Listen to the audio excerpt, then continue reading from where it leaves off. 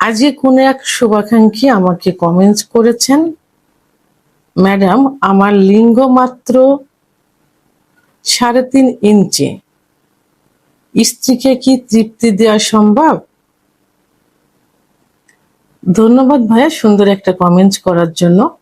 একই কমেন্টস কিন্তু অনেকেই করে থাকেন। দেশের এবং প্রবাসের ভাই বোনদের প্রতি সালাম।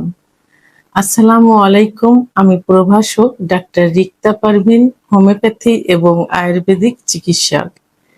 চেম্বার সেবা, হোমিও কমপ্লেক্স অ্যান্ড সেবা ডিজিটাল ল্যাব, উপজেলা মডেল মসজিদের পূর্ব পাশে, শিমুলিয়া, মাগুরা।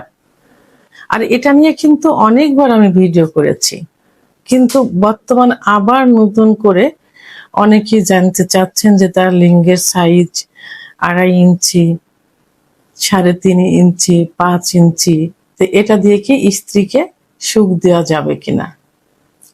তো আসলে আমাদের জানতে হবে যে পুরুষের লিঙ্গের গড় সাইজটা কত, এটা আমাদের প্রথমে জানতে হবে। পুরুষের লিঙ্গের গড় সাইজ নিস্তেজ অবস্থায় থাকে এখানে 3 থেকে 4 ইঞ্চি নিস্তেজ অবস্থায়, তো এবং উত্থান অবস্থায় থাকে 5 থেকে 6 ইঞ্চি উত্থান অবস্থায় থাকে। তো আর মেয়েদের যে যোনিপথ থাকে, যোনিপথ স্বাভাবিক অবস্থায় থাকে, চওড়াটা থাকে 3.5 এবং যখন উত্তেজিত হয় তখন থাকে 6 থেকে 7 ইঞ্চি মতো। অর্থাৎ তাদের স্বাভাবিক অবস্থায় যোনির যে আকারটা থাকে 3 থেকে 4, আর উত্থান অবস্থায় অর্থাৎ উত্তেজিত অবস্থায় থাকে 6 থেকে 7। তাহলে পুরুষের কত এবং মহিলাদের কত এটা কিন্তু বোঝা গেল। তবে হ্যাঁ, মহিলাদের ক্ষেত্রে কিন্তু বিশেষ একটা স্যাটিসফাই জায়গা আছে, মানে যোনিপথের ভিতরে যেটাকে বলে জি স্পট জায়গা। এই জি স্পট জায়গাটা থাকে কিন্তু যোনিপথ থেকে যারা বেটে মেয়ে তাদের ক্ষেত্রে 1 থেকে 1.5 ইঞ্চি ভিতরে, আর যারা একটু লম্বা তাদের থেকে থাকে 2 থেকে 2.5 ইঞ্চি ভিতরে থাকে। তো এই যে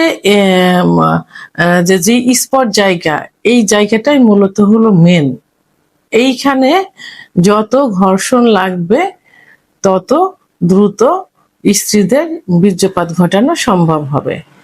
তা এখন যাদের যে সেক্ষেত্রে আপনার এখানে যেটা দেখা যাচ্ছে যে 3.5 ইঞ্চি, এটা কিন্তু যে গড় যে সাইজ, সে সাইজের থেকেও কিন্তু কম।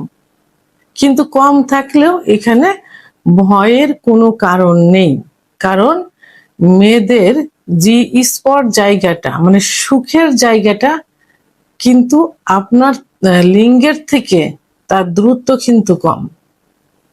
অর্থাৎ আপনার স্ত্রী উচ্চতা কত আমি জানি না, তবে সেই ক্ষেত্রে 1.5 থেকে 2 থেকে 2.5, তো এখানে তো আপনার তো আছে 3.5 ইঞ্চি, সেক্ষেত্রে স্ত্রীকে সুখ দেওয়া কোনো বিষয় না। তবে এখানে লিঙ্গের সাইজটাই কিন্তু মেন না, মেন হলো স্ত্রীকে পর্যাপ্ত পরিমাণে ফোরপ্লে করতে হবে, কারণ সব স্ত্রীরাই চায় দীর্ঘ সময় সহবাসে লিপ্ত থাকতে। দীর্ঘ সময় সহবাসটা কি তারা বেশি পছন্দ করে এবং ফোরপ্লেটা কি বেশি পছন্দ করে। ফোরপ্লেটা কি, মেয়েদের কিছু সেনসিটিভ জায়গা আছে যেখানে সেক্স উত্তেজনাটা আসে, তো সেই সেনসিটিভ জায়গার প্রধান যে জায়গাটা সেটা হলো ক্লাইটোরিস। আর এই ক্লাইটোরিসের অবস্থানটা কোথায় থাকে? এটা অবস্থানটা থাকে প্রসাবের যে ছিদ্রের উপরেই থাকে একটা মটর দানার মতো। এখানে যত স্পর্শ করা যাবে এবং পুরুষাঙ্গ দিয়ে যত স্পর্শ করা যাবে, ঘর্ষণ দেওয়া যাবে, তত কিন্তু তার অর্গাজম হবে, অর্থাৎ সেক্স উত্তেজনা আসবে, কামরস কিন্তু বের হবে। তাহলে তার যে জি স্পট জায়গা থেকে এই ক্লাইটোরিসের দ্রুত কিন্তু মানে সামান্য এই জি স্পট জায়গা থেকে ক্লাইটোরিসে লাগাতার ঘর্ষণ দিলে কিন্তু খুব সহজে মেয়েদের অর্গাজম হবে বা উত্তেজিত হবে। তা সেই ক্ষেত্রে এই 3.5 ইঞ্চি লিঙ্গ দিয়ে কিন্তু এটা করা কিন্তু সম্ভব। আচ্ছা, আরেকটা নিয়ম আছে, যেটা হলো যে দীর্ঘ সময় এবং এই ছোট লিঙ্গ দিয়ে তাকে যদি সুখ দিতে চান, সেক্ষেত্রে কিছু পজিশন আছে, সেই পজিশনটা অ্যাপ্লাই করতে হবে। এই পজিশনটা অ্যাপ্লাই করলে কিন্তু তারা আরো সুখ অনুভব করবে। সেটা কি? প্রথম যে পজিশন, সে পজিশনটা হলো মিশনারি পজিশন। তো এখানে যে পজিশন, সেই পজিশন হলো স্ত্রী নিচেই থাকবে, উপর থেকে স্বামী সহবাস করবে, কিন্তু তার বিশেষত্ব হলো স্ত্রীর কোমরের নিচে একটা বালিশ দিতে হবে। বালিশ দিলে উপর থেকে স্বামী সহবাস করলে তার এই পুরুষাঙ্গটা কিন্তু গভীরে প্রবেশ করবে। তো সেহেতু এই 3.5 ইঞ্চি দিয়ে গভীরে কিন্তু এই বালিশ ব্যবহার, কোমরের নিচে বালিশ ব্যবহার করে সহবাস করা কিন্তু সম্ভব। দ্বিতীয় যেটা, সেটা হলো ডগি স্টাইল, অর্থাৎ পিছন থেকে সহবাস করা। পিছন থেকে সহবাস করলে এই 3.5 ইঞ্চি, আপনার তো 3.5 ইঞ্চি, অনেকের কিন্তু 2 থেকে 2.5 ইঞ্চিও থাকে, যেটাকে ছোট লিঙ্গ বলে। তো এই লিঙ্গ দিয়েও কিন্তু এই ডগি স্টাইলে সহবাস করলে সুখ দেওয়া যায়। সেটা হলো ওই তার পুরুষাঙ্গটা কিন্তু একদম পুরোটাই ভিতরে দেওয়া সম্ভব হয়, এবং যে স্পট জায়গাটা কিন্তু স্পর্শ করা যায়। তবে হ্যাঁ, যাদের লিঙ্গ একেবারেই ছোট, অর্থাৎ 2-2.5 ইঞ্চি থাকে, তারা যখন বিয়ে করার সময় একটু কৌশল অবলম্বন করতে হবে, যে লম্বা মেয়ে বিয়ে করা যাবে না, একটু বেটে মেয়ে বিয়ে করতে হবে। কারণ বেটে মেয়ের যে স্পট জায়গা থাকে 1 থেকে 1.5 ইঞ্চি ভিতরে, তাহলে এটা কিন্তু এই 2.5 ইঞ্চি লিঙ্গ দিয়েও কিন্তু সম্ভব হবে।